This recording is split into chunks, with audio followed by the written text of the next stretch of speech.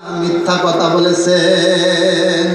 আল্লাহ রাব্বুল আলামিন বলতেছেন, আমার কোরআনকে বন্ধ করার জন্য, আমার কোরআনকে বন্ধ করার জন্য তোমরা চেষ্টা করেছো। তোমাদের মাধ্যমে আমি আল্লাহ রাব্বুল আলামিন আমার হাবিবকে পরিচিত করে দেব।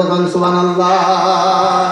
তার মানুষ দেখলো যে এত সুন্দর মানুষ, কানের ভিতরে লোক বাহির করে দেখলো যে আরে কি আশ্চর্য কথা বলতেছে। আরবের মানুষ তো আরবি বুঝে, কি আশ্চর্য কথা বলতেছেন, কত দামি কথা বলছেন, কত সুন্দর কথা বলতেছেন। নিশ্চয় এই মানুষ সাধারণ মানুষ হতে পারে না, নিঃসন্দেহে এটা আল্লাহর পয়গম্বর, এটা আল্লাহর নবী। সুবহানাল্লাহ। এই কথা শোনার সঙ্গে সঙ্গে কালেমা পড়ে সকল মানুষেরা তাদের অন্তর থেকে, তাদের মুখ দিয়ে অজান্তে বের হয়ে গেল লা ইলাহা ইল্লাল্লাহু মুহাম্মাদুর রাসূলুল্লাহ। সকল জবান থেকে সাল্লাল্লাহু আলাইহি সাল্লাম নবী আমার কোরআনের রাজ কায়েম করলেন। কোরআন দিয়ে তিনি সমাজ পরিচালনা করলেন।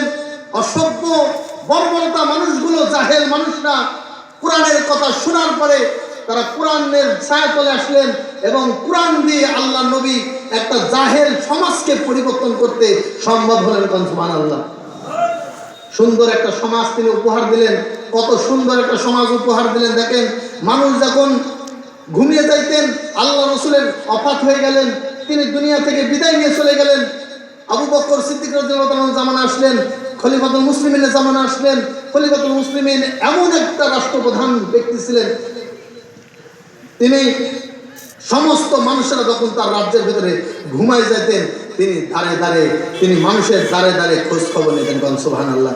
কে অনাহারে আছে, কে ক্ষুধার্ত অবস্থায় আছে, কে কোন অবস্থার ভিতরে আছে, তিনি দাঁড়ে দাঁড়ে খোঁজ নিতেন। ছোট্ট একটা ঘটনা, হযরত ওমর রাদিয়াল্লাহু তাআলা আনহু তিনি একদিন এরকম ভাবে রাত্রির অন্ধকারে তিনি বাইরে ঘুরে দেখতেছিলেন। দেখলেন যে একজন মানুষ তাঁবুর ভিতরে ঢুকে, একজন আবার বাইর হয়, আবার ঢুকে, আবার বাইর হয়। ওমর রাদিয়াল্লাহু তাআলা আশ্চর্য হয়ে গেলেন, চিন্তার ভিতরে পড়ে গেলেন, নিশ্চয় ব্যক্তিটা কোনো বিপদের ভিতরে পড়ছে। ভালো মানুষের ভালো ধারণা, বিপদের ভিতরে পড়েছে এই ধারণা করে তিনি তার কাছে গেলেন। যাওয়ার পরে সালাম দিলেন, দেওয়ার পরে পেরেশান ব্যক্তিকে সালাম দিয়েছেন। দেওয়ার পরে খলিফাতুল মুসলিম বলছেন, ভাই আপনি কোনো বিপদে আছেন না, কোনো সমস্যার ভিতরে আছেন? বলতেছেন, এই পথিক, আমি তো তোমাকে চিনি না, কিন্তু আমার মতন বিপদে আমি মনে করি যে এই জায়গাতে কেউ পড়ে নাই। ঘরে আমার একটা, এই তাঁবুর ভিতরে একটা অন্তঃসত্ত্বা, আমার স্ত্রী, তার ডেলিভারির সময় হয়ে গেছে, ডেলিভারি করতে হবে, কিন্তু আমি এমন এক অবস্থার ভিতরে পড়ে আছি, কোনো ঘরে কোনো অন্য কোনো মেয়ে নাই, ধাত্রী নাই, আমি চিন্তার ভিতরে পড়ে গেছি, এখান থেকে ডাক্তারের কাছে নিয়ে যাওয়া সম্ভব না। খলিফাতুল মুসলিমিন দৌড়ায় বাড়িতে চলে গেলেন। যার পরে ডাক দেন, আব্দুল্লাহর মা, জান্নাতের মালিক হতে চাও কিনা? নবীর স্ত্রীরা এতটা ভালো ছিলেন, সাহাবা আজমানদের স্ত্রীরাও জান্নাতের পাগল ছিলেন।